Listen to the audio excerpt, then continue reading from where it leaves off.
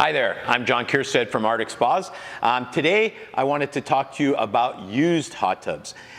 So a couple of scenarios that come with used hot tubs. One of them is people buy a house and it has a hot tub already there. The other is sometimes people are on a budget and they're not really sure they want to get a hot tub, or some hot tubs cost a lot of money, so you want to invest in it. Sometimes people want to test their feet in the water first and find out if they like one, and a good way to do that is to get a used hot tub. However, there are some rules I think that you should look at before you jump into getting a used hot tub. The first one is free is really not really free. A lot of these forums that you can go on are used whatevers or marketplaces. You'll see a whole bunch of them listed for free. And it's because it costs money to get someone to pick one up and take it to the local dump. And so if you've got a hot tub that's ready for the landfill, I strongly recommend you not buying that one, or you may find that it's a project, and it's a project that you don't necessarily want to take on. Now that said, there's lots of circumstances where people buy a house, they don't want the hot tub, for whatever reason something happens and they're not using their hot tub anymore, and you have an opportunity to get one that's running right now, and hey, it's working. You might have even been in it. It might be one of your friends' hot tubs. So if that's the case, then this could be a really good opportunity to get into a hot tub for less money than you'd normally spend. What do I look for?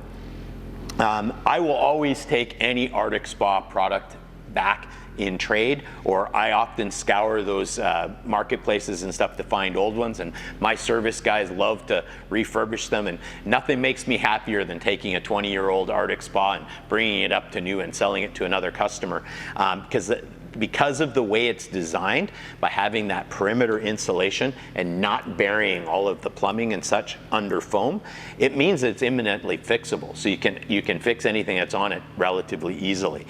So the thing I would look for, number one, is the spa functional already? So if it's a used spa, I would way rather pay even $1,000 for a used tub that's actually running, because that means that your pump's working, your heater's working, your controls are all good. These things can add up very, very quickly. The second thing to consider is that unless it's a plug-and-play spa, meaning it's a 110 spa that you just plug in, it's not free. You have to still get a special breaker put in. You need to run power to your spa, and that costs money. On average here on the island, it's between $1,500 and $2,500 to get this done. So you want to be fairly sure this is what you want to have. The second thing is you need to do some site preparation. Where you're going to put this. Do you have a spot? You need, with an Arctic, if it's got a forever floor, that's pretty flexible. It can go on pretty much anything. But for most spas, you're going to need to have like a solid base. That could be gravel, that could be timber, like a deck, and that could be a concrete pad.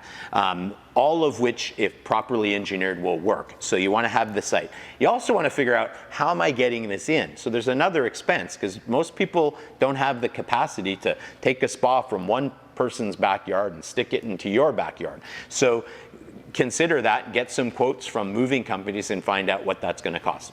A lot of the local dealers that sell spas, often when they're not busy, they'll also move spas, and it's a good way to start a relationship with the local supplier of hot tubs. The second thing is that if you do go for a used hot tub, it's used. So the first thing that I would say is you want to fill that thing up, make sure everything is running, and then put in a cleanser.